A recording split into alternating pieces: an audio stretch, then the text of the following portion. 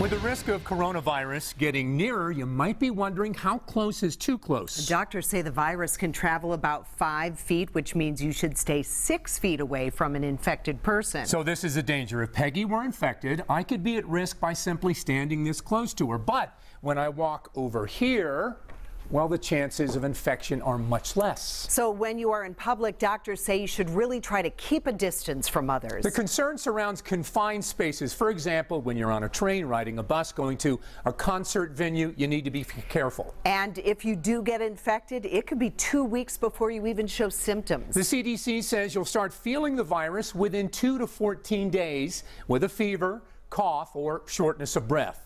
It is transmitted by respiratory transmission, by air droplets. So if somebody coughs or sneezes in the area in which you are in, it's possible that you can become infected, especially when you're in a crowded room where people are very close to each other. That's where that risk of transmission is high.